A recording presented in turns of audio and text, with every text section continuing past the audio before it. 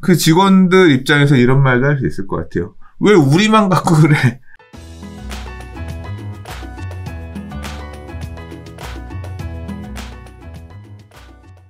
좋아요와 구독하기는 사랑입니다. 네, 안녕하십니까.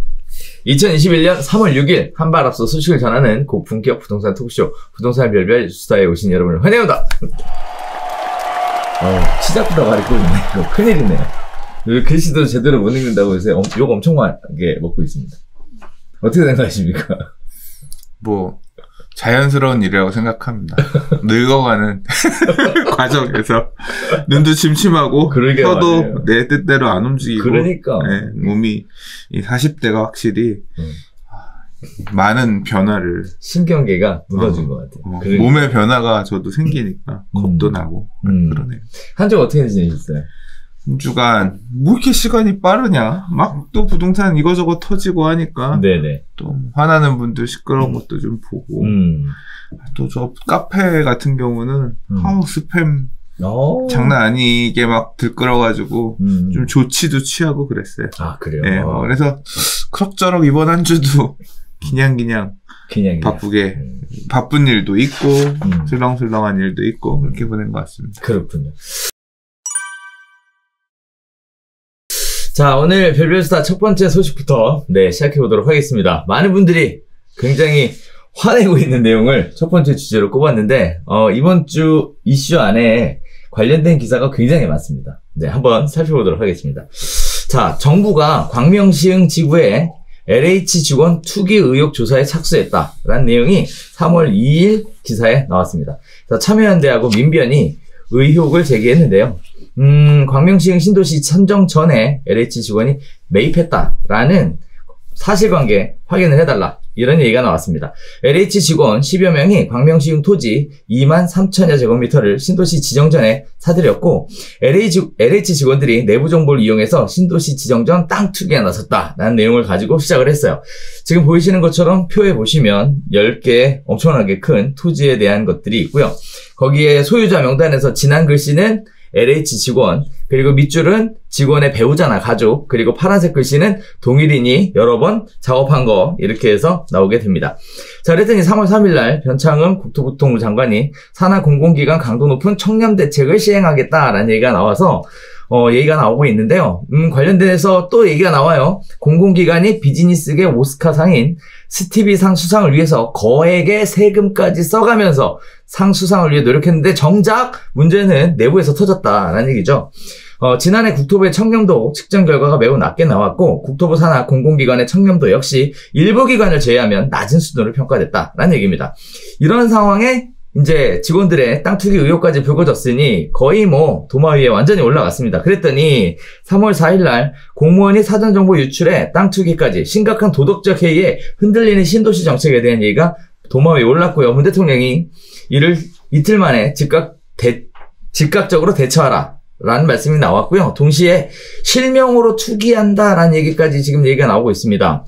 그래서 LH 직원들이 토지 매입을 했다는 내용은 일부 사실로 확인됐다라는 얘기가 나오게 되면서 이제 언론에서는 극심한 배신감에 대한 이야기가 나오고 있습니다. 정부는 신도시 개발되면 의뢰이 공공이 개발 정책을 주도하면 공정하고 투명하게 하고 또 시장의 예상을 뛰어넘는 주택 공급 물량을 신속하고 빠르게 공급할 수 있다라고 강조해 왔으나 개발 대상지에 대한 미공개 정보를 그때마다 사전에 유출이 됐고 투지꾼들이 대상 지역의 토지를 입도 선매해 큰 시세 차익을 남기는 것은 공공연한 비밀이었다. 또 투기꾼들의 집가 띄우기로 토지 수용가가 올라가고 이는 개발 비용에 포함돼 신도시에 입주하는 수요자들의 집값 부담을 키웠다라는 얘기가 나왔습니다.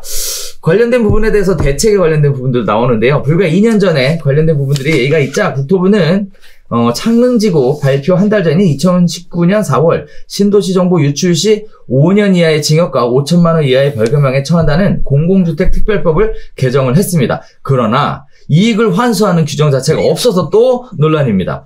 거기에 따라 국토부 장관이 정부 원포에도 차익 환수는 어렵다라는 내용을 슬며시 비춰줬는데요. 부동산 실명세가 시행되는 것을 감안하더라도 이번 땅 투기 의혹에 연루된 LH 직원들은 등기부등본상에 본인 이름을 버젓이 올렸다. 직원들 사이에서 이런 투자가 관행되어 있을 가능성이 매우 높다라는 얘기가 그래서 계속 나오고 있는 상황입니다. 자, 합동조사단을 꾸려서 LH 본사부터 조사하겠다. 그리고 사촌, 지인, 인접토지까지 정부가 투기조사의 범위를 넓히겠다. 이런 얘기들이 나오고 있는 상황입니다. 한 주 동안 나왔던 얘기를 쭉 정리를 한번 해봤는데요. 본인 명으로 등기했다. 아, 이거 진짜 간이 배 밖으로 나왔다. 이런 얘기도 되고, 한편으로는 관행적으로 너무 당연시 그동안 여겨져 왔지 않았냐? 이런 얘기도 나오고 있습니다. 자, 어떻게 보셨어요? 국민의 정서는 네. 지금 대다수 국민의 정서는 LH공사 직원이 이런 어떤 보상을 예상하고 보상이 예상되는 토지에 매수를 해서 보상을 많이 받으면서 이렇게 가는 게 부정한 일이다. 잘못된 일이다. 이제 그런 정서인 것 같아요. 사실 저는 좀 그렇게 생각 안 했거든요. 아, 그래요? 네. 그러니까 제가 이상한 걸 수 있어요. 그래서 그러니까 저는 아니, LH공사 직원은 그린벨트 개발 제한 구역의 토지를 사면 안 된다. 라는 내규가 있었던 건가요? 일단은 주식 거래 할 때도 내부자 거래 이런 거는 안 되도록. 그러니까 그런 게 규정이 있으면 그런데 지금 LH는 그런 게 있는지 없는지 일단 잘 모르겠어요. 없었다라고 하면 조금 약간 생각해봐야 돼. 문제가 개인적으로 아니겠냐. 그러니까 나눠서 좀 이거저거 따져봐야 되지 않나. 그러니까 제 개인적인 생각은 그랬어요. 그러니까 나왔을 때 LH공사 직원도 분야가 다 다양하게 있을 거 아니에요. 그렇죠. 이런 토지 보상 업무만 하는 사람도 있겠지만 전혀 다른 임대 아파트 관련된 거 하는 사람 있을 거 아니에요. 또 그런 사람이 그냥 개발 제한 구역에 가서 땅을 투자 목적으로 살 수도 있었을 거 아니야. 그렇죠. 그리고 삼기신도시 같은 경우도 보면 이제까지 어떤 관행이 있었냐면 관행이라기보다는 여기 이제 더 추가 지정 안 한다.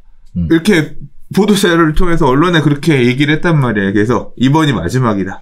그래서 사실 3기 신도시 중에서 광명시흥 같은 경우는 대외적으로는 이번에 깜짝 발표를 하긴 했지만 그러나 그 전에는 그냥 지난번에 창릉이랑 마지막 3기 신도시 지정하고 나서 더 없다 그랬으니까 여기는 말짱 빵 됐네? 이제 이런 느낌이었을 수도 있잖아요. 그러니까 투자 측면에서 보면 그런 거지. 이게 지금 신도시 얘기가 아니라 예를 들어 재개발이라고 하면 이 동네 재개발 될 거야. 될 가능성 있어 해서 가서 빌라랑 사놨어. 근데 후보지 떨어진 거야. 낡은 빌라 된 거야. 그러면 투자해서 망한 거 아니야. 그걸로 있었는데 갑자기 3년 뒤에 여기가 공공재개발 할 거야. 다시 바람이 불면서 망했던 투자가 다시 성공한 투자로 바뀌는 거일 수도 있잖아요. 그렇죠. 이제 이번에 바뀌고 나니까 저놈들 저기 가서 내부자 정부로 투자했네.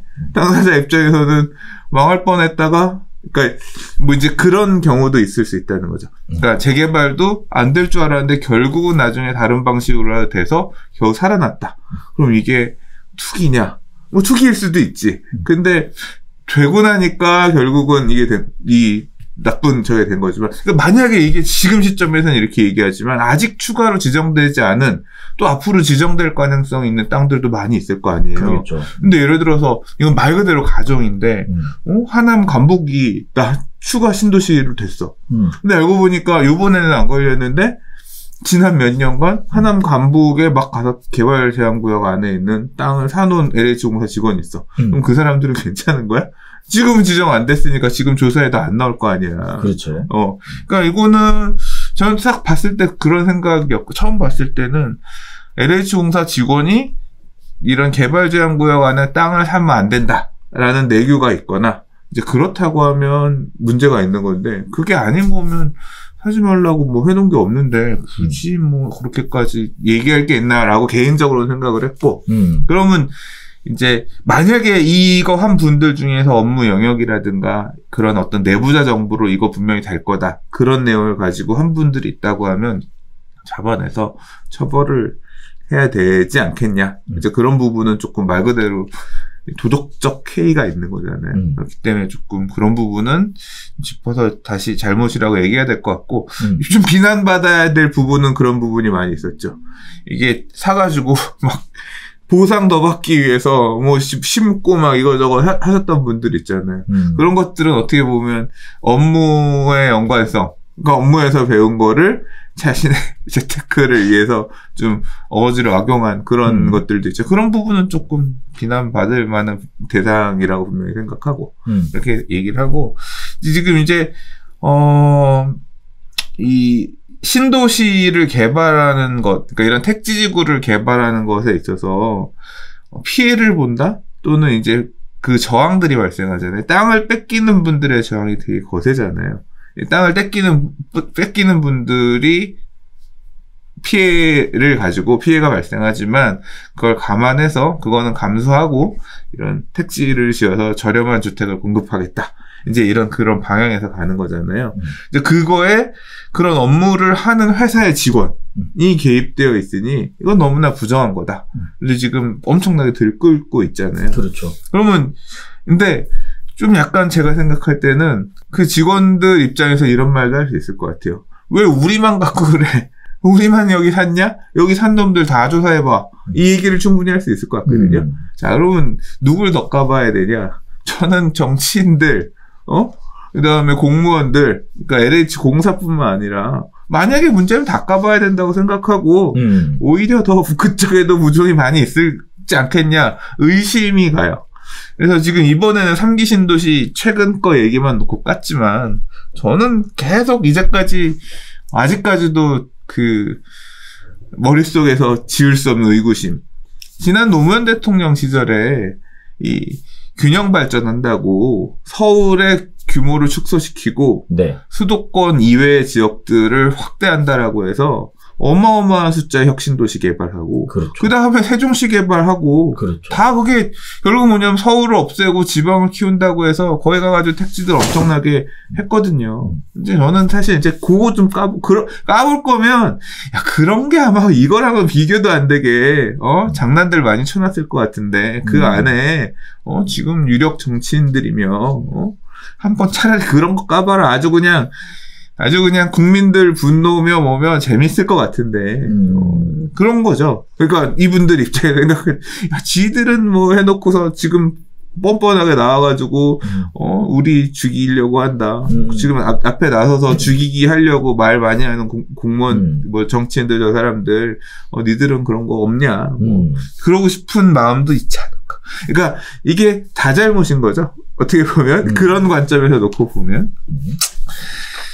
그래요. 그러니까 뭐 이 내부자 정보를 활용해서, 그러니까 내부자 정보를 이용을 해서 여기가 확 실시된다라고 생각하고 그렇게 간 이런 이번에 LH 공사 직원들이 있으면 그거는 뭐 적절한 규정에 의해서 처벌을 하거나 뭐 그런 게 필요할 수 있을 거라고 생각하는데 또 그게 아니라 그럴 수도 있는 거예요. 나랑 관심 없는 일이지만 3기 신도시가 내 생각에는 이번에 안 끝날 것 같은데 더 지장할 것 같은데 뭐 그러면서 그냥 뭐 한번 혹시 모르니까 사볼까? 물리면 어쩔 수 없고 요번에 지정 안 하더라도 결국 택지는 기존에 특히 뭐 광명시흥 같은 경우는 과거에 보금자리 주택지구였던 것이고 어떤 형태로든 개발에 대한 압력이 더 생기지 않을까? 뭐 한번 좀 공격적으로 해볼까? 뭐 그렇게 했을 수도 있고 뭐 그런 사람들까지도 죄다. 이게 제가 정답이 아니에요. 그냥 저는 그렇게 문제 없는 것 같은데 저는 생각하지만 국민적 정서가 그게 아니고 뭐 처벌을 요구하고 한다고 하면 뭐 그렇게 마무리가 되겠지 뭐. 예, 저는 그 정도로 보고 있어요.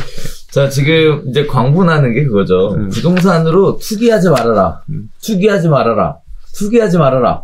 했는데 니들은 투기했잖아. 결국 이런 부분들이. 그러니까 이게 센스가 좀 다르죠. 투기하지 말아라. 그건 말씀하시는 분들의 기준이고 저는 아니라니까요. 저는 투기하지 말아라. 아니 자본주의 사회에서 불확실한 어떤 그런 걸 미래에 대해서 투자란 말이 한자로 뭔지 보셨어요? 아니 그런 뜻이 아니라 투기하지 말아라 라고 이야기하는 사람들이 투기를 하니까 아니지. LH공사 사장님은 투기하지 말아라 했을 수 있지만 LH공사 직원이 투기하지 말아라고 자기는 얘기 안 했잖아. 그냥 밑에 직원 하나인데 그 사람이 LH공사 전체를 아무튼 저는 그래요. 결국은 회사와 LH공사가 그 사람의 인생 책임져 주지도 않을 건데. 그건 그렇지. 그래서 결국은 그 말씀하시는 분들과 그 밑에 내부 조직 직원들이 이걸 뭐 제대로 안 한 건데. 저는 그냥 개인의 입장에서 투자가 재물을 던지는 거예요. 한자로 보니까. 재물을 던져서 어떻게 될지 이거 하는 건데, 뭐, 그렇게 한번 해본 사람들이 네. 이제 제대로 걸려서 국민 정서에 맞지 않는 행위를 했기 때문에, 이제 아주 이제까지 지금 말씀하셨던 것처럼 정부가 막 공공이 주도가 돼서 그렇죠. 이것도 저것도 하려고 했는데 보니까 그렇죠. 이 공공의 그 안에 있는 놈들은 이제까지 밖에서 얘기해왔던 그런 것과는 좀 전혀 다른 행태를 보여서 아주 그냥 시작도 못하고 좀 배려버렸다. 의미가 많이 퇴색됐다. 똥칠했다. 이제 그런 평가가 나오니까 더 죽이고 싶겠지. 그러니까. 근데 뭐 항상 저는 얘기를 했지만 공공이 주도를 해서 뭘 어떻게 사회를 정의롭게 구현하겠다. 다 개뻥이란 거 이제 지금 보여주잖아. 그러니까. 그거 말하는 사람은 그럴 수도 있지만 그 밑에 내부에서는 그렇게 생각 안 할 수도 있는 거고 그러니까. 이런 일탈들을 이게 그렇게 많은 권력이 주어지고 이렇게 가는 게 특히 민간 시장에서 개별 시장에서 시장이 해야 될 부분들을 이렇게 공공이 주도해서 시장이 못하게끔 막은 다음에 이렇게 한다고 하지만 뭐 이거 한 번만 이렇게 나겠어요? 그냥 제가 지금 뭐 이번에 나온 거는 그러니까 스탠스 측면에서 얘기를 하는 거예요. 지금 일단 저는 별로 그렇게 생각 안 했지만 국민의 대부분의 정서는 지금 LH공사 직원이 이유야 어쨌건 간에 업무랑 상관이 없었던 어쨌든 간에 택지 보상이 예정될 수도 있을 거라고 가정을 해서 미리 가서 이런 개발제한구역 안에 토지를 산 건 일반인들에 비해서 업무 연관성이 없을 수가 없다. 그렇죠. 아무나 할 수 없는 거니까. 그렇기 그렇죠. 때문에 잘못된 거다. 라고 그렇게 판단해서 부정으로 본다고 하면 이제 앞으로 다 까봐야지. 공사가 추진하겠다고 하는 SH공사가 이제까지 했었던 거, LH공사가 이제까지 했었던 거, 그 사업에 이런 거 없었겠어요? 그리고 앞으로 지금 공공재개발, 공무특별법 사업 이런 것들 주도적으로 한다고 하면 그 안에 이런 거 없었겠어요? 그 정보들 다 갖고 가져갈 텐데? 그럼 이제 그거 할 때마다 다 까봐야지. 혹시나 LH가 시행하려는 공공재개발 사업 구역 안에 LH공사 직원들이 또는 직원의 친인척들이 빌라 이런 것들 사놓은 거 있는지 없는지 그렇지. 다 까봐야지. 그래서 이제 그거 있으면 다 조져야지. 일벌백계 해야지. 이제 그런 식으로 이제 이게 돼야 되는 거지. 엄청난 청렴. 그럼 공사 직원들 이런 사람들은 뭘로 재테크해? 뭘로 재테크해? 월급쟁이들의 재테크가 일단 예적금 열심히 해야죠. 네. 그리고 이제 남으면 뭐 주식 투자도 좀 하시고 업무하고 전혀 상관없는 곳으로 네 그렇게 하셔야 되겠죠. 제가 그분들 재테크 어떻게 하라 이런 거 걱정해드릴 필요는 없지만 그러나 자, 또 한편으로 얘기 나오는 게 그런 얘기잖아요.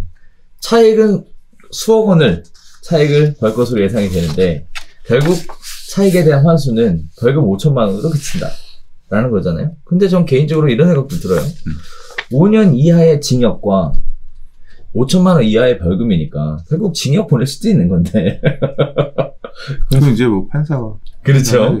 그래서 벌금 5천만 원으로 그친다는 것도 이제 또 많은 국민들의 공분을 사는 내용인 것 같고요. 또 한편으로는 이제 거래 날짜, 이 표에 보시면 거래 날짜 나오잖아요. 거래 날짜 보면 진짜 최근이에요. 2019년 6월달, 9월달, 2020년 2월달, 6월달. 딱 요 시점에 딱 몰려서 들어갔거든요. 그러니까 그때 3기 때, 그러니까. 3기 발표 전으로 될 거라고 생각했나 보죠. 그러니까 내부 정보가 좀 새 나갔나? 그러니까. 모르겠다. 자, 그다음에 또 하나는 과거에 2년 전에도 그런 문제가 있어서 창릉에서 있었죠. 그렇죠. 네. 그런 부분들 때문에 법 개정이 됐는데 법을 개정하면서 처벌에 대한 규정은 뒀지만 이익을 환수하는 규정은 없었다라는 부분이 또 얘기가 나오는 것 같아요. 문제가 되니까 바로 나와서 이틀 만에 사과하셨잖아요. 네, 그런 부분들. 그래서 집안 단속도 못하면서 나라 단속하려고 하냐. 이런 얘기들이 또 계속 나오게 있는 것 같아요.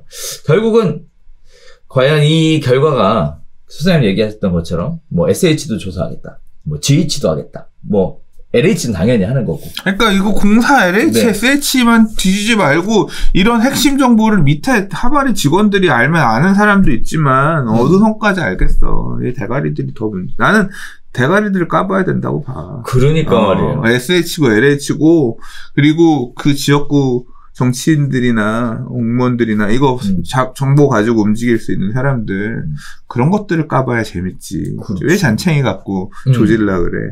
그래서 감사를 하고 이런 거 할 거면 제대로 대가리들을 좀 제대로 까서 그 보면서까지 이렇게 난 즐겁게 봤어. 관람했을 그래 이놈 그렇지 이놈들도 그렇게 이놈들도 더럽지 그런 얘기할 처지가 아니지. 이렇게 됐으면 좋겠는데 또 까봤는데 안 나올 수도 있잖아. 그러니까 아무튼 뭐 깔 거면 좀 난 윗선부터 솔선수범해서 다 대놓고 제대로 까고 왜 공사 직원들만 까냐. 네. 오히려 더 이거 가지고 의심 가는.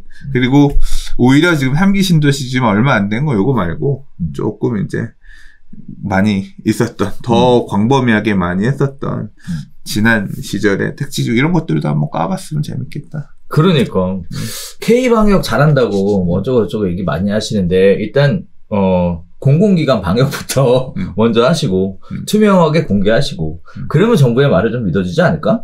라는 생각도 들어요. 네. 근데 이제 요번에 이거 터져서 쉽게 못 할 거예요. 이제 공사 직원들이 오고 이거 하겠어?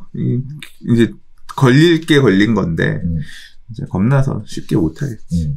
자, 아무튼 그런 부분들의 이슈가 일주일 내내 뜨겁게 시장을 달궜습니다. 시청자분들께서 보실 때 각각 어떤 방향과 어떤 입장에서 보실지는 모르겠습니다만 어찌됐든 지금 현재의 내용들은 굉장히 뜨겁게 이슈로 달아가고 있어요. 제가 이거 말하면서도 이거 이렇게 말해야 되나 말아야 되나 되게 고민했는데 왜냐하면 이게 대다수의 유튜브 보시는 분들 입장에서 볼 때 제가 좀 전에 얘기하는 부분들이 부동산 이상의 생각이 그럴 것 같아.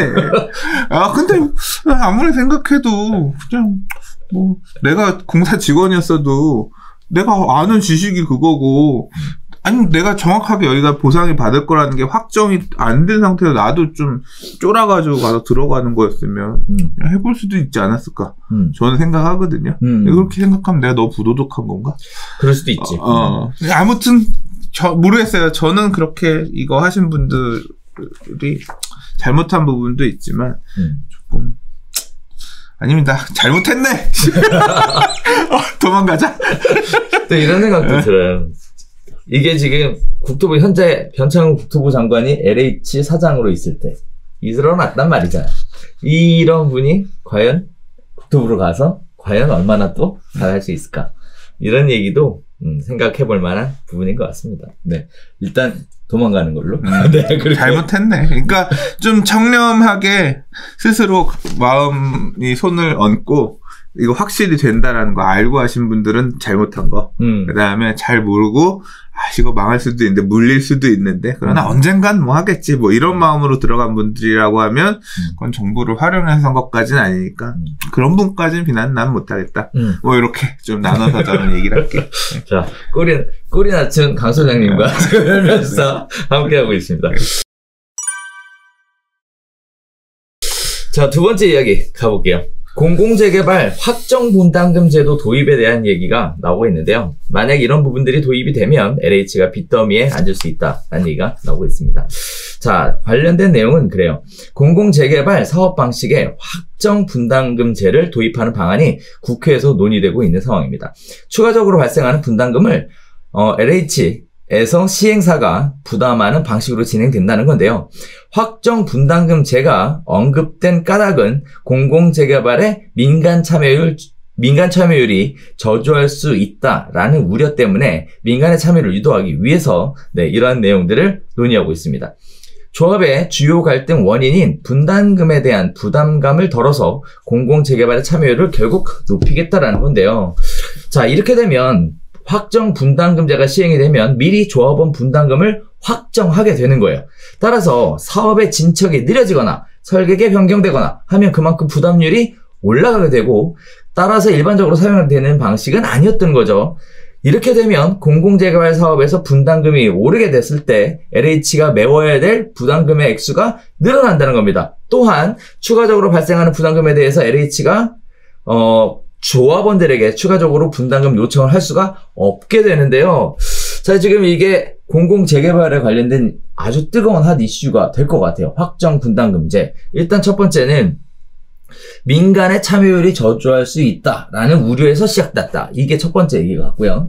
자, 그다음에 두 번째는 이렇게 하게 되면 결국은 LH가 지금도 한 달에 200억 정도의 이자를 납부하고 있는 부채 덩어리 회사가 확정 분담금제로 진행하면 부채가 더 늘어날 수 있으므로 손해를 보지 않기 위해 분담금 자체를 아예 확정 분담금 자체를 높여버리면 리스크에서는 자유롭겠지만 분양가가 올라가는 두 번째 문제가 생길 수도 있을 것 같아요. 또 다양한 사업의 변수라는 것이 생각되고 고려되고 거기에 따른 가정에 의해서 산출이 돼야 되는데 이러한 변수들을 과연 산출해 낼 수 있을지 예상할 수 있을지 이런 식의 얘기들도 계속 나오게 될 것 같은데 자 이거 될까요? 일단 뭐 만들어서 도입은 해오겠죠. 근데 얼마나 이제 참여들을 할까가 문제인데 결국은 이 공공 재개발 사업을 LH가 다 떠안고 또는 SH가 떠안고 하겠다는 얘기는 이제 그 부분에 대해서 책임을 그렇게 져서 가겠다라고 하는 건데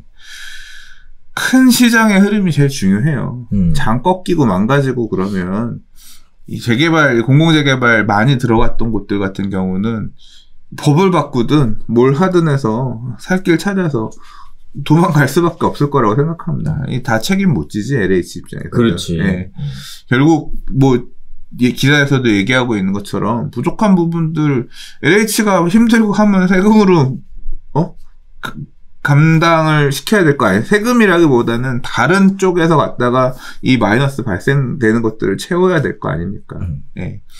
그러니까 이게 토지 보상, 일반적으로 우리가 택지 조성할 때 토지 조성하는 거에 비해서 워낙 왜냐하면 개발제한구역 아까 우리 얘기했던 그린벨트 이런 것들 같은 경우는 땅값이 싸잖아요. 보상해줘봐야 1,200만 원 이런 선이라고 하면 도심지 안에 이런 사유지들 같은 경우 토지 매입해야 되는 수용해야 되는 가격 자체가 기본적으로 1,000만 원 다 넘어가잖아요. 요즘 같은 경우는 서울 안에서는. 그러면 이 똑같은 세대수 1,000세대 규모의 주택을 새로 짓기 위해서 들어가야 되는 자금 자체가 다르고 성공적으로 분양이 잘 이루어지지 않으면 이게 우리 10여 년 전의 과거를 다시 돌이켜 생각해 보면요. 네. 공공 재개발이고 그냥 재개발이고 다 필요 없어요. 장이 꺾이고 시장이 막가잖아요. 그러면 당연히 분양을 받을 거라고 생각했었던 조합원들 있죠. 토지 등 소유자들도 다 청산을 택하고 도망가요. 맞아. 그냥 난파선, 이 물이 차가지고 가라앉는 배에는 내가 빨리 먼저, 물 밖으로 나가서 보트 타고 도망가야지 내가 같이 침몰하는 배와 같이 있을 수 없다라고 해서 조합원들이 스스로 청산하고 다 도망가기 시작한다니까요. 맞아요. 그러면 그 남아있는 사업을 일구기 위해서 남아있는 조합원들, 사업에 참여한 조합원들이 그 사람들의 추가 분담금까지 부담해가면서 이 사업을 해야 되는 거거든요. 그러니까 이게 잘 되면, 지금과 같은 상승이 아주 그냥 너무 좋은 그런 시절에, 집값이 막 올라가고 이런 시절에 어떤 부동산 가격 하락을 예상할 필요가 없고 미분양을 걱정할 필요가 없고 이런 시절에는 상관이 없겠지만 까딱 잘못해서 재개발 사업이 시간이 걸리잖아요. 까딱 잘못해서 다음 텀이 왔는데 이 돼버리면 토지주택공사가 LH공사가 일반 분양, 미분양에 대한 할인가도 떠안아야 되지. 남아있는 몇몇 조합원들 근데 조합원들한테 확정 분담금 한다고 했으니까 조합원들은 손해가 없겠네. 그렇죠. 그러니까 그냥 그러면 결국 그 발생되는 손해들을 다 세금으로 떠안아서 가야 되는데 세금이라기보다 이제 부채가 엄청 큰 지금보다 더 큰 회사가 되겠지. 그렇죠. 네. 그럼 이제 그 부채가 해결할 만한 어떤 근본적인 방법이 없으면 세금을 돌리거나 그거 있다. 뭐야? 지금 LH 공사나 이런 곳에서 자꾸 하려고 하는 게 저거잖아. 입토지 임대부 주택이나 아니면 뭐 환매 조건부 주택이나 이제 그런 거 팔면 땅 많이 들고 있을 거 아니에요. 그 땅, 그 집을 비싸게 팔아서 환매 받아가지고 들고 있다 그 집을 시세보다 더 비싸게 팔아서 그런 거 차익으로 이거 좀 마이너스 메꾸면 되려나? 월세 받아서. 그러니까 이게 그래서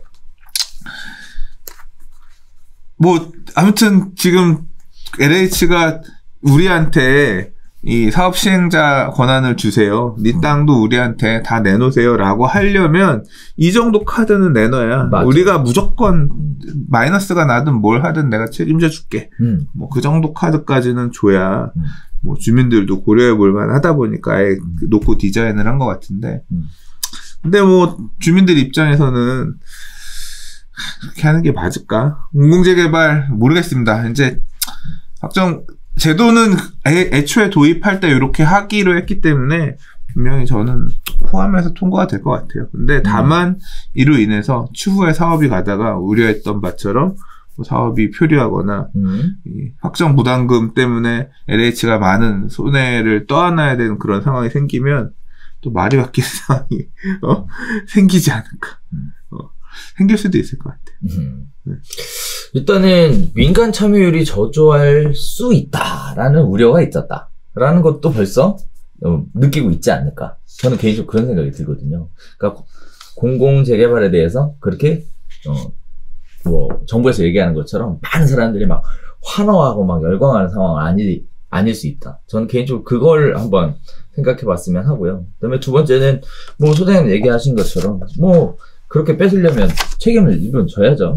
이런 부분에 확정 분담금으로 책임지는 거에 대해서는 굉장히 좋은데 또 말씀하셨던 것처럼 시장이 안 좋아지게 되면 과연 그 부분에 대해 책임을 질 수 있겠느냐. 과연 눈먼 또 세금 들어가는 거 아니냐. 그러니까 말 바꾸면 이제 그때 가면 데모하겠지. 그거 한다고 해서 해줬는데 그럴 거면 우리가 민간했지 하면서 또 이제 그러니까 개판 나는 거지. 그러니까 말이에요.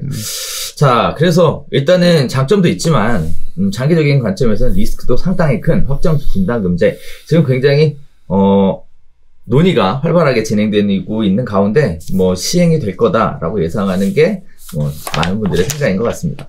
자, 그리고 또 분양가가 올라간다라는 부분도 리스크를 전가를 시켜야 되기 때문에 분양가가 올라간다라는 얘기가 또 적용이 되면 또 이 얘기 역시 공공재개발의 메리트가 없다. 또 연결돼서 이어질 수 있으니까 이런 부분들이 계속 맞물리게 되면 결국은 LH가 또는 국토부에서 얼마나 큰 부담을 안고 갈 거냐에 따라 사업 성패가 달라질 수 있다. 이 분양가 얼마 나올지도 궁금해요. 사실 분양가만 제대로 잘 뽑아가지고 지금의 사업성은 정부의 강력한 분양가 규제가 다 악화시키고 있는 거잖아요. 그렇죠. 네. 네. 막상 뚜껑 열어봤더니 LH가 한 분양가 민간의 분양가 상한제 아파트보다 더 비싸게 나오는 그런 상황은 그러니까. 안 나오겠지. 그러니까. 그런 상황 나오면 그럴 것 같아서 하는 얘기 지금 상황이 그럴 것 같다는 생각도 들어서 하는 말씀이에요. 네. 왜냐면 이자 얹어야 될 거 아니에요. LH 기본 부채 자체도 얹어야 되잖아요. 여기다가. 와, 참 쉽지 않은 일입니다. 자, 공공재개발 또는 공공재건축에 관심 가지셨던 분들 많으실 텐데 현재 이렇게 진행되고 있다는 내용 참고하셔서 네, 상황 살펴보시면 될 것 같습니다. 자, 세 번째 이야기 가보도록 하겠습니다. 자, 착한 임대인 세액공제가 연말까지 진행된다고 합니다. 공제율을 50%에서 70%까지 상향하겠다라고 얘기하는데요. 2월 국회 본회의를 통과를 했습니다. 자, 조세 제한 특례법 관련된 부분이 바뀐 건데요.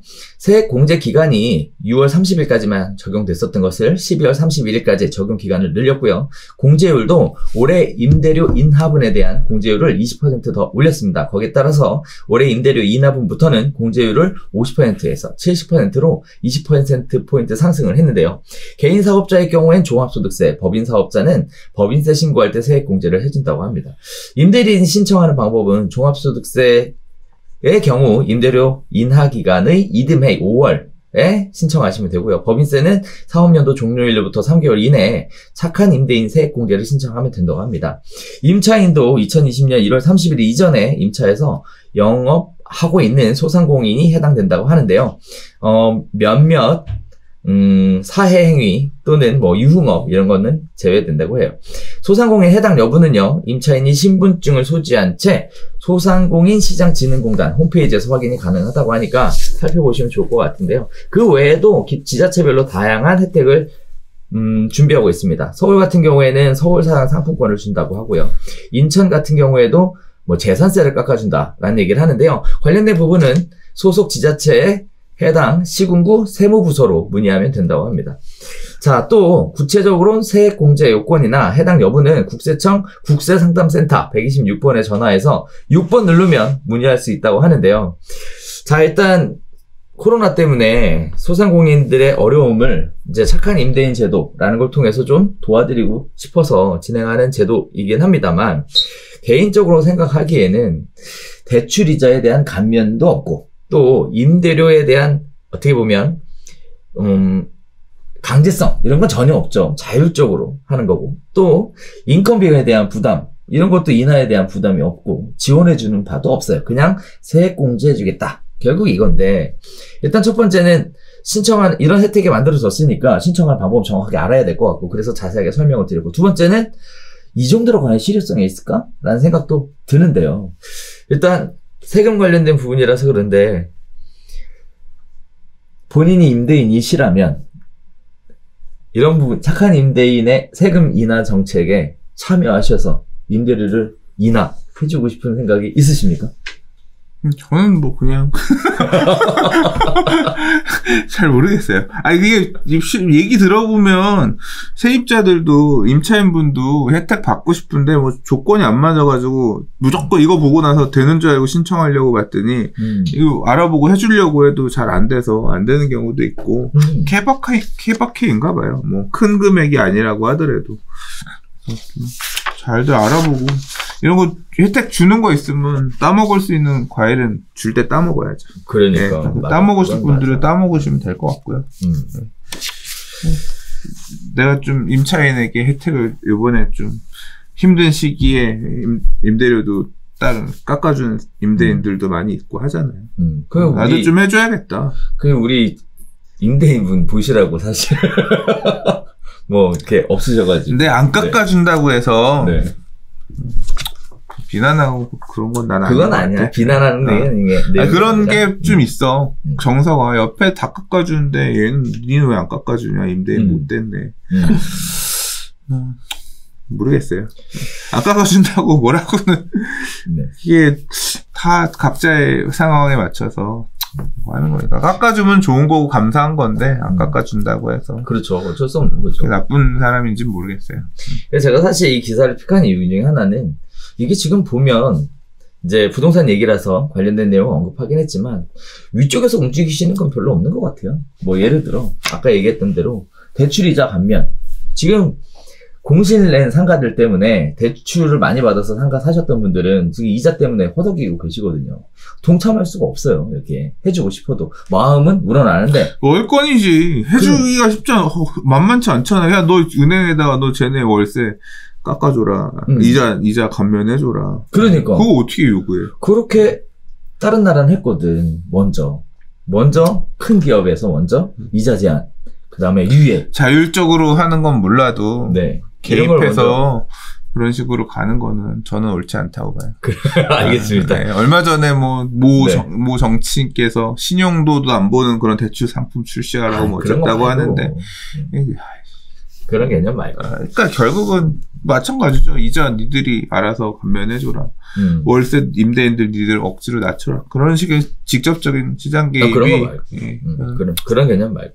일단은 현실적으로 실행하기가 어렵다는 얘기를 하고 싶은 거예요. 네. 이자는 매달 내야 돼. 꼬박꼬박 내야 되는데 공실을 나서 안 그래도 이자 내기도 어려운데 착한 임대료 옆집 깎아주니까 우리도 깎아달라. 그러면 임대인 입장에서 동의하기가 어렵다라는 거죠. 그런 부분도 한번 생각해 봐달라라는 얘기로 드리는 겁니다. 그리고 또 하나는 현실적으로 지금 소상공인들이 물론 사회적 거리두기가 10시까지 풀려서 그나마 조금 나아지는 것 같기는 하지만 그래도 굉장히 많이 어렵죠. 쌓여있는 적자에 대한 폭이 요런 거요. 해준다고 해서 만들어지기는 어려울 것 같다. 이런 생각도 들어요. 사실 저도 개인적으로 임대료 부담이 엄청나거든요. 네. 그런데 강제적으로 뭐 해달라 요구하기도 그렇고. 아니 요청을 네. 해야지. 사장님 너무 힘들어. 나 망해 나갈 것 같은데 좀 월세 몇 달만 좀 까주시면 안 돼요. 부탁을 네. 해야지. 어떻게 또 그래요? 뭘 어떻게? 그분도 대출이는 걸 내가. 그렇게 하는데. 부탁을 하고 임대인도 고민을 해서 임차인이 그래도 열심히 내려고 하는데 그렇게 그냥 서로 의사에 따라서 요청하고 그거에 대해 수긍하고 임대인도 반응하고 임대인도 그거에 대해서 월세 깎아줬으니까 나 이만큼 깎아줬으니까 그거에 대해서는 세액공제 좀 더 해주세요. 뭐 요청하고 그런 거잖아. 자, 그래서 그런 부분들이 있다는 거. 그다음에 또 제가 힌트 하나 드리자면 이제 경제적으로 힘드신 분들 있잖아요. 힘드신 분들이 이제 이런 착한 임대인에 동참해달라라고 임대인에게 청구하실 때는 제가 미리 하나 힌트를 드릴게요. 이제 주변에 이런 분들이 계셔서 구체적으로 임대인이 어떤 프로세스를 통해서 어떻게 진행돼야 되는지를 알아보시고 그리고 나서 내용을 알려주시면서 신청을 하셔야 된다는 거. 그래야 훨씬 더 잘 통한다는 거. 임대인 네가 네. 알아보고 좀 해줘라 그러면 그렇죠. 누가 이렇게 하시면 되고요. 하나 입에 밥 떠넣어 하나 다 해놓고 이렇게 해주시면 된대요. 쉽지가 않겠다. 그렇게 하셔야 된다라는 거. 네, 하나 팁으로 드리도록 하겠습니다. 자, 네 번째 이야기로 가볼게요. 경매 시장에서 상가주택, 근린주택 매각률이 100%를 훌쩍 넘겼다라고 하는데요. 지난달 경매 시장에서 근린주택 매각가율이 115.85%를 기록했다고 합니다. 그동안 근린주택은 주택으로 분류되어 있어서 인기가 많지 않았지만 최근에는 꼬마 빌딩 범주에 포함되면서 몸값이 뛰어 경매 시장에서 주목을 받고 있다고 합니다. 경매 시장에서 아파트가 가장 인기가 많고요. 매각가율도 더 높은 게 일반적이었는데 최근에 빌딩 시장이 호황을 맞으면서 상대적으로 저렴한 근린주택이 대체제로 주목받고 있는 상황입니다. 근린주택은 1층에 상가, 2, 4층에 주택이 있는 구조로 상가가 섞여 있지만 시장에서는 아파트가 아닌 주택의 하나로 인식되고 있고요. 이제는 주변에 상권이 형성되어 있는 경우 근린주택을 상가와 사무실로 용도 변경해서 근린상가처럼 활용할 수 있기 때문에 꼬마 빌딩의 범주에 들어간다라고 얘기합니다. 자, 2, 30억 원짜리 고가 아파트를 지금 정리하고 지금 다들 아시는 것처럼 양도세의 중과라든지 종부세 문제 때문에 각종 규제 문제로 정리를 하시고 그 다음에 매각한 돈으로 다시 아파트는 들어가기가 어려우니까 근린주택으로 눈을 돌리는 비중이 늘어나고 있다라고 하고요. 또 아파트 등 주택에 대한 규제가 심해지니까 이런 부분들은 앞으로도 더 지속될 것이다 이렇게 보고 있는데요. 자, 제가 이 부분은 이런 말씀 하나 드리고 싶어요. 보통 부동산 시장에 대한 이야기할 때 아파트 시장만 굉장히 많이 이야기를 하잖아요. 근데 가끔 가다 보면 이렇게 신문 기사에 경매에 대한 이야기 또는 비아파트에 관련된 이야기들이 종종 나오는데 부동산 스터디 카페에서도 시장에 관련된 아파트에 대한 얘기 말고 이런 식의 이야기들이 종종 잘 없어요. 거의 없죠. 네. 이게 많다고 하더라도요. 물건 개수가 그러니까 아파트는 이 상품으로서 이렇게 딱 나오잖아요. 네네. 그러니까 무슨 아파트 몇 평 하면 몇백 개. 그래서 어느 동네에 무슨 아파트 몇 평 이렇게 어떤 구성이 되는데 상가주택이나 이런 것들은 물건의 개수도 제한적이고 갖고 있는 사람도 적지만 살 수 있는 사람도 제한적이거든요. 그래서 이런 얘기가 메인이 되기에는 일단 모수 대화를 나누는 사람들의 주체가 생각보다 이렇게 많지 않기 때문에 주제 화두에 어떤 중심에 서기는 쉽지 않아요. 네, 그렇기 때문에 그렇게 많지는 않은 편이고요. 근데 관심은 많죠. 왜 관심은 많냐면 주택이 지금 일단 그렇게 메리트 있는 투자처는 아니잖아요. 다주택에 대한 양도소득세 중과가 특히나 그렇고. 그래서 대부분의 사람들은 다 똑같이 생각하고 있을 거예요. 주택을 더 살 생각은 없고. 그러니까 아직 그런 세금 부담이 덜 하신 분들은 주택 더 사서 어떻게든 이 마지막 흐름에서 더 한번 잡아볼까 해서 주택 수를 더 늘리려는 분들도 계시지만 취득세를 이렇게 많이 내면서도 근데 어느 정도 지금 세금 부담 때문에 두들겨 맞아보신 분들은 주택 수는 줄이고 주택이 아닌 다른 어떤 안정자산에 대한 갈아타기 이런 것들을 고민하면서 이런 상가주택 근린상가 그러니까 주택이 있다고 하더라도 주택을 용도 변경해서 상가 사무실로 다 돌려서 그냥 이렇게 갈 수 있는 그런 것 물건에 대한 관심들이 다 기본적으로 많이 있으시단 말이에요. 근데 물건은 제한적이고 그 흐름은 당분간 더 갈 것 같아요. 언제까지? 주택에 대한 규제가 계속될 때까지. 주택에 대한 규제가 풀릴 때까지. 양도소득세 중과 그러니까 보유세 다주택에 대해서 중과세 때리는 거, 세대수 기준으로 세율 다르게 적용되는 거, 이런 것들 풀리면, 또 싹 사라지는 거예요. 이거 없어졌으니까 이제 그렇겠죠. 가져도 되는 거 아니냐. 그렇죠. 다시 주택을 더 가져도 되는 거 아니냐. 좀 저평가된 주택을 찾은. 그렇죠. 네. 그래서 지금 취득세 중과되는 거 이런 부분들 빠지면. 그러니까 규제가 나온 일종의 틈새 상품이에요, 지금. 그렇기 때문에 사람들이 여기 보고 있는 건데 또 이제 시장 상황에 따라서 부동산 시장이 꺾이고 그런 다주택 중과라든가 아니면 취득세 중과라든가 이런 부분들이 사라지면 또 그러면 과열되었던 게 틈새 상품이 아니게 돼버리니까 조금. 그리고 이런 상가주택은 항상 또 고민해야 되는 게 금리잖아요. 금리 인상기에 이런 꼬마 빌딩, 소위 말하는 근린상가 건물 이런 것들의 시장 가치.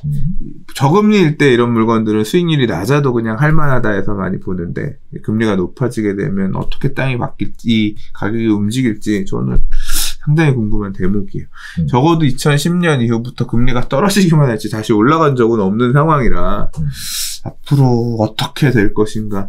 금리가 올라가면 그거에 준해서 사실 그럼 땅값은 당연히 기대 수익률이 높아져야 되는데 그 수익률을 맞춰주지 않으면 이런 근린상가 주택의 가격은 떨어져야 정상이거든요. 근데 과연 그렇게 될 건지 그렇게 안 갈 건지 그것도 좀 궁금한 대목입니다. 자, 제가 개인적으로 소장님한테 궁금한 거는 우리가 이제 만나면서 경매 얘기는 안 해본 것 같아요. 소장님은 경매에 관심이 있어요? 관심은 있어요. 그래요? 어떤 쪽에 경매? 주택 아닌 거. 그렇구나. 주택을 더 살 생각은 없다니까. 지금도 이제 겁나. 적어도 이 주택에 대한 어떤 세금 규제가 적어도 몇 년은 더 갈 텐데, 아이고, 그 세금은 내봐야 그게 지랄 맞다는 걸 알아요. 얼마나 지랄 같은데. 국세청에서, 세무서에서 고지서 날라오면, 그냥 그날은 기분 잡치는 거야. 그럼. 좋은 걸로 나한테 연락을 해올 리가 없어. 빚쟁이야, 계속. 영원한 빚쟁이. 돈 내놓으라. 돈 주겠다, 이런 건 없어. 돈 내놓으라는 거밖에 없지. 그래서, 전 또 개인적으로는 이런 생각도 들더라고요. 왜 성수동이나, 홍대 인근에 어떤, 연트럴파크? 무슨 연남동? 무슨 합정동? 이런 쪽에 보면 주택을 개조해서 이렇게 카페로 예쁘게 만들어서 하기도 하고 하잖아요. 부럽더라고요, 사실. 개 비싸잖아요.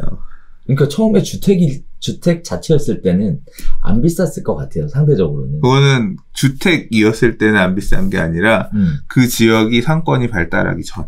그러니까 말 그대로 그런 어떤 필요성이 별로 없었던 시절은 주택 가격이었으니까 그런 디벨로퍼의 영역이 아니었잖아요. 어떤 형태를 바꿔서.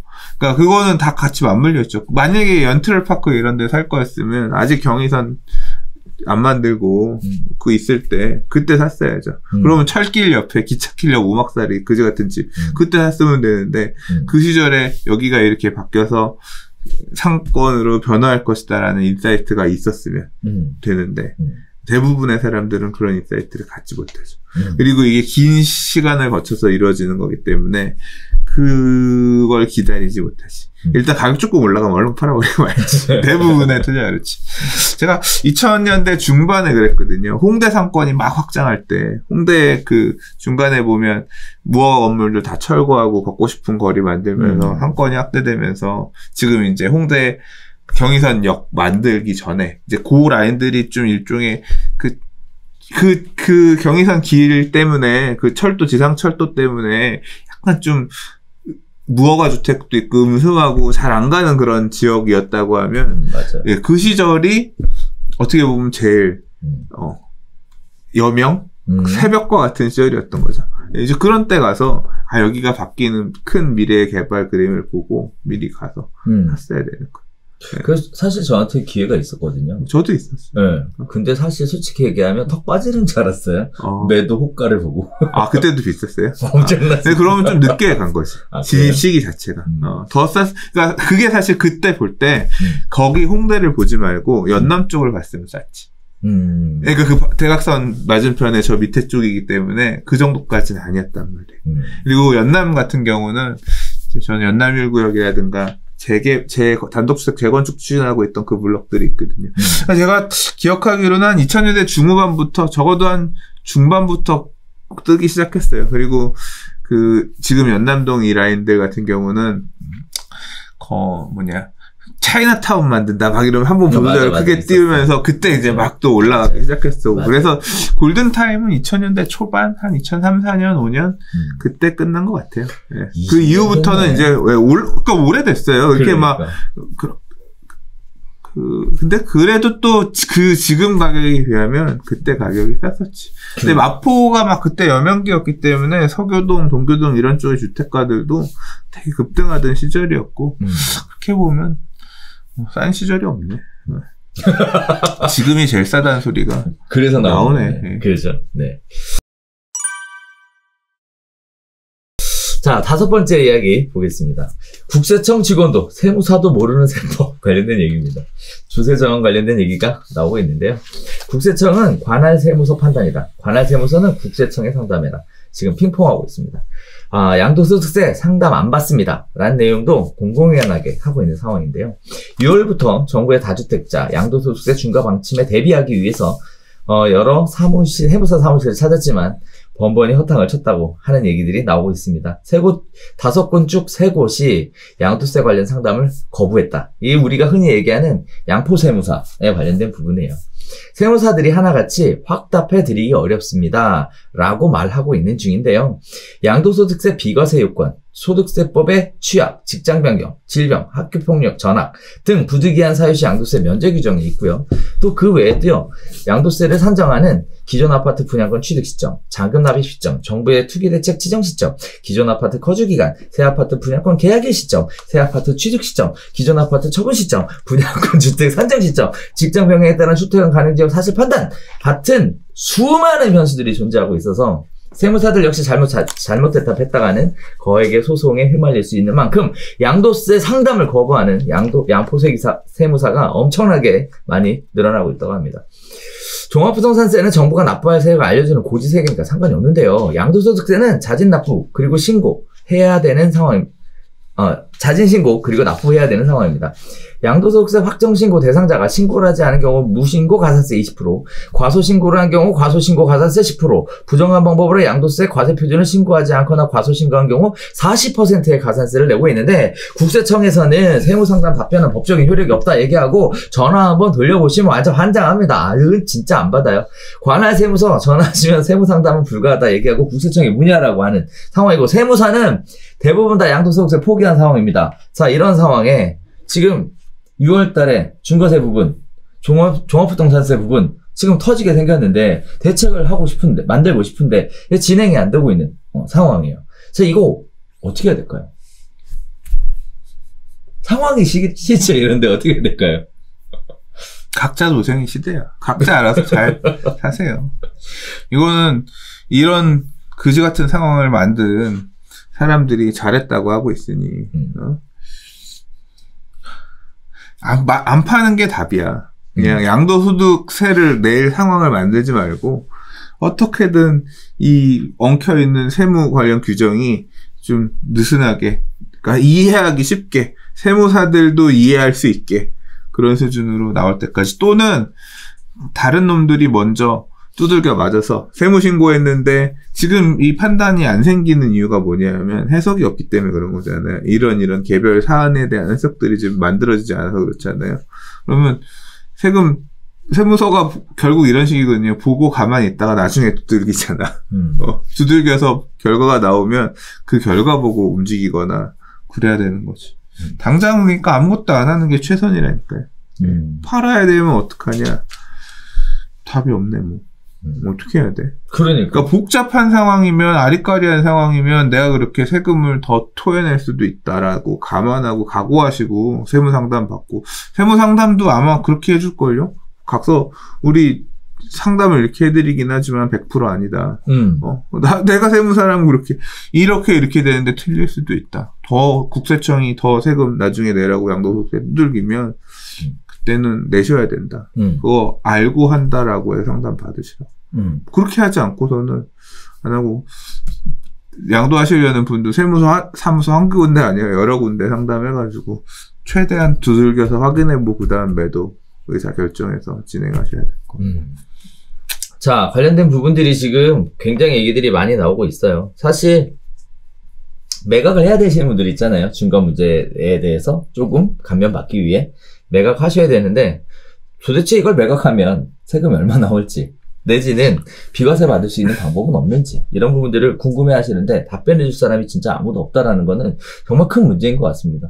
이렇게 복잡하게 규정을 만들어 놓고 책은 내셨더라고요. 무슨 세금 이렇게 국세청에서 내셨는데 과연 그걸 보고 이해할 수 있는 국민이 얼마나 될지. 그러니까 너무 어렵게 만들어 놔가지고 아무도 아무것도 못하게끔 이렇게 꼬아놨어. 그러니까 말이야. 그렇다고 그렇게 복잡하게 만들어 놨으면 일단 이런 부분들을 좀 확인할 수 있게끔 뭐 상담 창구라도 열어주든지 해야 되는데 책임 있는 상담은 옛날부터 국세청이 하지 않았잖아요. 그러니까 126 말이에요. 전화해서 확인하면 그냥 의견이지 이 내용 아니다 그랬잖아요. 그러니까 관련된 부분들을 그렇게 이렇게 똑똑하신 분들께서 왜 세무만 그런 게 아니야. 근데 재개발 재건축도 똑같아. 재당첨 제한 등등 해가지고 굉장히 복잡한 사안들에 대해서 질의하면 답변이 안 나와. 나중에 그냥 구청에다가 관리처분 계획권자인 구청장이 결정할 문제니까 뭐 이런 식으로 답변 오거나 맞아요. 그냥 법률 문장 그 내용에 해당되면 그렇게 될 것입니다. 굉장히 성의 없는 그런 답변들이 나오는 사례들이 너무 많아. 그러니까 법을 어렵게 꼬아놔서 사람들이 그 법에 대한 해석을 신뢰해서 행동을 할 수 없게끔 만들었어. 세금도 그렇고 재개발도 그렇고 지금 지난 4년간 너무 이런 게 심해져 있어. 그러니까. 예, 투명하지 않아. 지금 당장 뭐 이것만 얘기할 뿐만 아니라 2월 4일 이후에 빌라 사도 돼요, 안 돼요? 그거 답도 못 하잖아, 우리. 못 하죠. 그러니까 이 다 세상이 좀 이렇게 생겼다고. 세금도 그렇다고. 그러니까. 이거 지금 팔면 세금 얼마나요? 세무사가 그 일만 몇십 년씩간 세무사가 그 법만 보고는 세무사가 모르겠는데요. 좀 그럴 수밖에 없는 거. 재개발도 그래. 이거 재당첨 제한 걸려요, 안 걸려요? 나 이거 사도 돼요, 안 돼요? 모르겠는데요. 그런 꼴이야. 아무도 몰라. 아무도 몰라. 그거는 사셔서 나중에 안 된다고 소송하라고 하면 그때 판단 보고 제가 이제 하면 안 됐구나. 그때 깨달을게요. 이거밖에 없어. 실제 판례가 나와야지 판사가 해놓은 얘기 보고 안 되는구나. 그렇게 되는 수밖에 없는 거야. 그러니까. 참 심각합니다. 네, 이런 부분들 과연 누가 풀어줘야 될까요? 어떻게 해결해야 될까요? 시간이 해결해줍니다. 시간이 그러니까 안 팔고 그냥 버텨라. 시간이 해결해주고 안 사고 안 팔고 있으면 남들이 그거 걸려서 이제 사례들이 나오면 그 판례들이 우리의 공부거리가 되고 이제 그걸 보고 뒤져서 가려고 하면 그때 또 이상한 규정 또 나오겠지. 세상 복잡하다. 그러함에도 불구하고 양도하고 증여해야 한다면? 많이 세무사를 그렇죠. 여러분들한테 답변 받을 수 있는 세무사들 추천받아서 가서 얘기들 듣고 나름대로의 답을 찾아서 도전해야지. 그러니까요. 그래서 사실 이제 세무사를 전적으로 믿을 수 없는 상황이고 국세청도 믿을 수 없는 상황이고 관할 세무서도 믿을 수 없는 상황이라면 결국 믿을 건 이제 나밖에 없잖아요. 내가 스스로 다 알아보고 찾아보고 그렇게 해야 되는 상황인 것 같습니다. 그래도 이제 저 같은 경우에 다행인 게 우리 황 세무사가 얘기를 잘해줘요. 네. 근데 이번에 법이 다 바뀌었잖아요. 바뀐 거 관련해서 다음 주 월요일부터 강의하기로 해서. 그것 때문에 이 얘기 갑자기 나왔구나. 그건 아니고. 네. 아니. 그건 아니고 네. 이 얘기를 하고 싶었어요. 왜냐면 워낙에 복잡하니까. 그래서 저도 굉장히 답답했는데 저만 답답한 게 아니었구나 라는 생각을 했고. 저도 물어볼 일 있을 때 저도 이제 임대사업자를 내야 되나 증여를 해야 되나 작년 고민하면서 세무사님이 연락해가지고 물어봤지. 그랬구나. 여러분들께 물어보고 결론적으로 나한테 제일 유리한 선택이 이거겠구나 해서 했었거든요. 그러니까요. 그래서 예. 중개업하시는 분들이 이제 부동산으로 오는 거예요. 여기도 답이 안 나와, 저기도 답이 다 안 나오니까 부동산에 와. 그럼 부동산은 안 와. 부동산은 안 와. 그래서 요즘 세금과 관련된 부분들을 어떻게 상담해줘야 하느냐라는 질문들이 저한테도 오는데 솔직히 얘기하면 저도 잘 모르겠어요, 요새. 너무 복잡해서 또 잘못 말했다가. 그러니까 그것보다 이게 중요해. 이런 경우에 문제가 된다라고 하는 케이스들. 이제 그런 것에 대해서 이런 거는 된다 안 된다 알아놓고 있다가 해당 문제가 생기면 그때 이제 행동을 하기 전에 상담을 해야 된다. 이제 필요하니까 단순히 뭐 내가 알고 있는 내용만으로 판단해서는 안 되고 상황에 따라서 이런 경우는 문제가 생길 수도 있던데 그거를 깨쳐가는 케이스 스터디가 되게 중요한 것 같아요. 그러니까. 그런 측면에서 보면 세무사님 강의가 그런 케이스 스터디들이 많으니까. 이번에 네. 많이 바꾸셨더라고요. 네네. 네. 그래서 좋을 것 같아요. 사례 중심으로 해서 많이 하셨더라고요.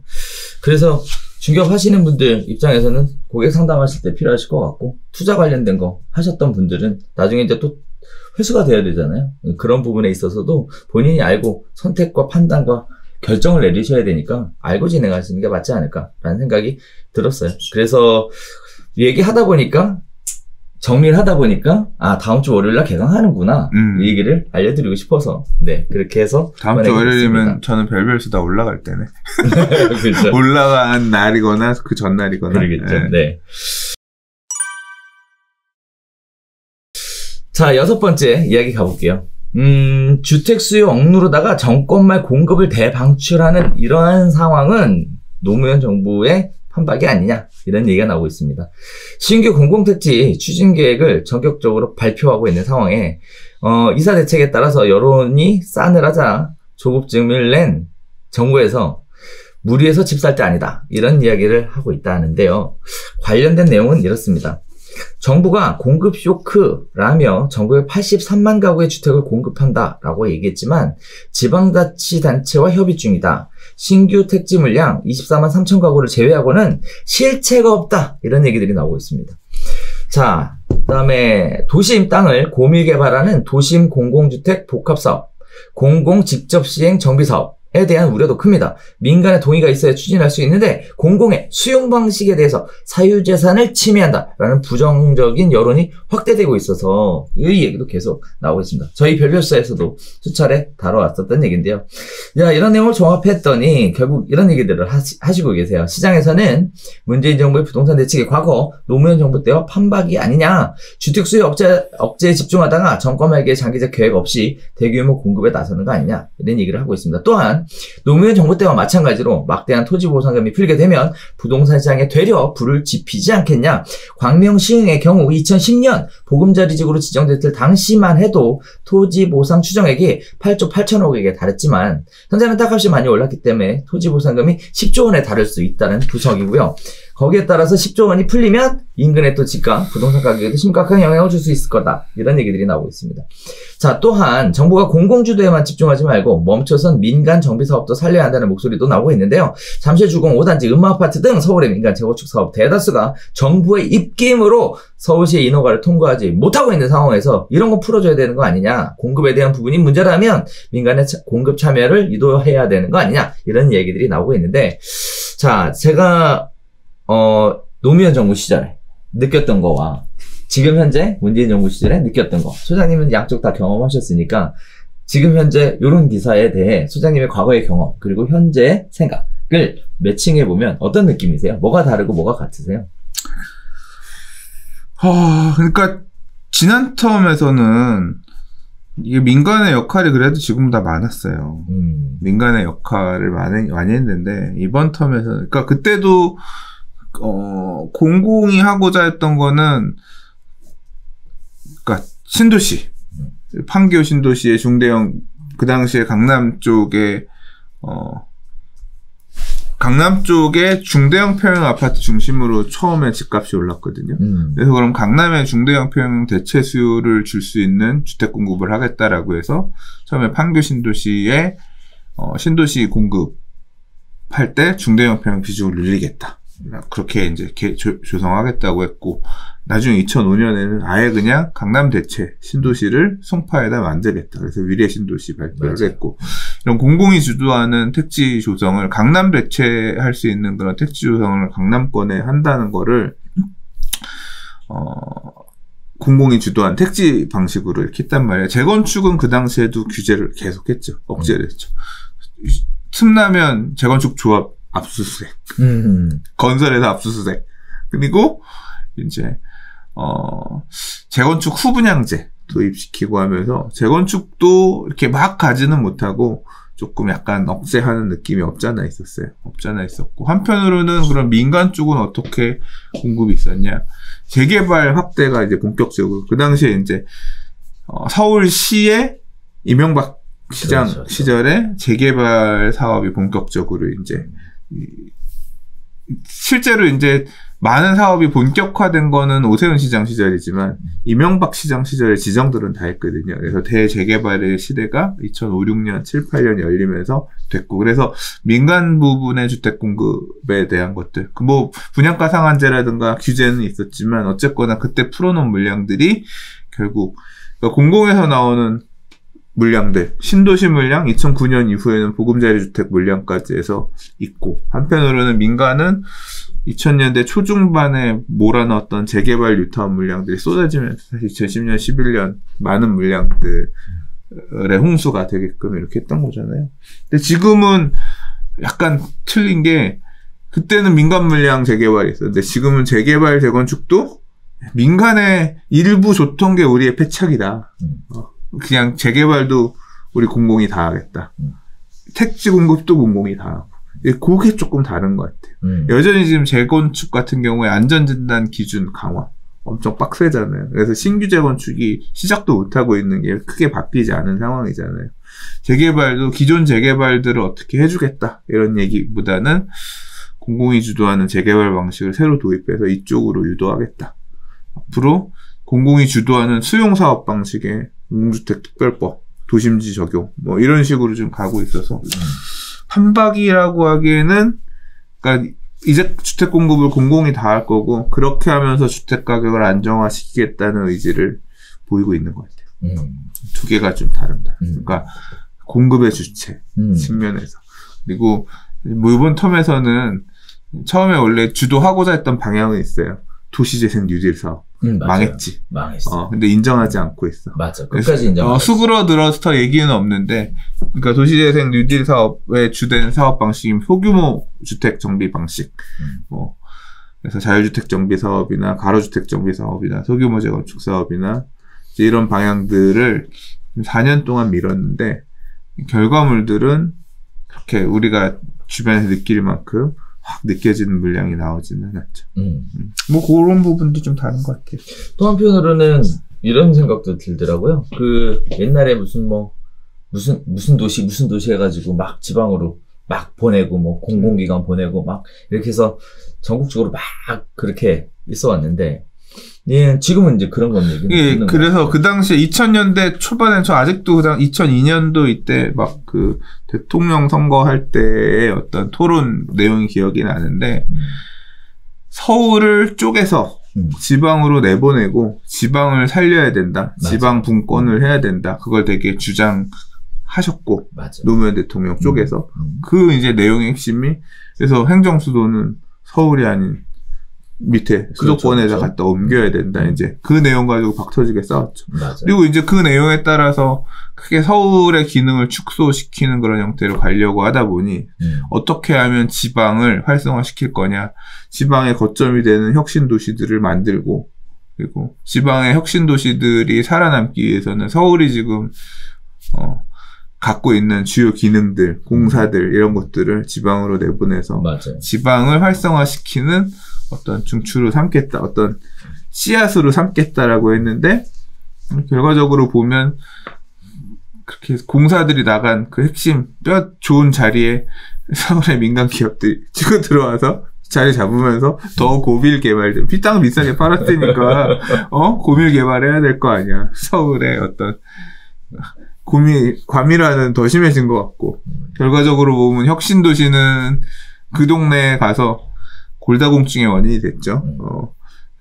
구도심에 있던 어떤 수요들을 싹 다 빨아먹어가지고 갈 수 있는 한계는 있는데 결국 혁신도시로 다 옮겨가면서 구도심은 비어서 구도심은 빈집들이 생기니까 빈집 정비 사업, 뉴딜 사업 해야 되게 생겼고 혁신도시는 가보면 많이 깔아놓기는 했는데 판을 깔아놓기는 했는데 또 그만큼 채울 만한 어떤 지역의 여건은 안 되니까 거기도 임대료 혁신도시 투자했던 사람들 별로 결과 안 좋고 막상 그렇게 성장하기 되게 애매한 상황이고 그러니까 그걸 다 채우려면 우리나라가 엄청나게 성장을 해야 서울도 성장하고 지방도 같이 성장하게 있었을 텐데 이렇게 씨를 다 뿌려놨더니 결국 척박한 땅에서 이렇게 나무가 자란 곳들은 별로 없고 그냥 열매를 이렇게 해놓으려고 봤더니 양분을 옆에 구도심의 양분만 빼먹어서 여기만 살짝 자라고 있는 그런 모습이 아쉬운 모습이 지금 되어 있는 게 아닌가. 그러니까 의도는 뭐 좋았다는 평가는 안 하겠어요. 의도대로 사업은 추진하였으나 생각처럼 잘 가지 못한 모양새, 이도저도 아닌 모양새가 되지 않았나 싶어요. 자, 주택 공급을 하겠다라는 기본적인 방법 자체는 뭐 초기에는 수요 억제, 나중에는 주택 공급이라는 방향 자체는 동일하지만 안에 내부적으로 들어가 보면 진행에 대한 접근하는 방식은 완전히 다르다라는 얘기를 지금 계속 해주고 계셨는데요. 자, 이런 부분들이 계속 또 시장에 영향을 미치게 될 것 같고, 우리는 그 노무현 정부 시절의 마지막과 문재인 정부 시절의 마지막이 어떤 형태로 가게 될지를 이런 내용들을 토대로 예상을 한번 해볼 수 있지 않을까라는 생각을 가볍게 해보도록 하겠습니다.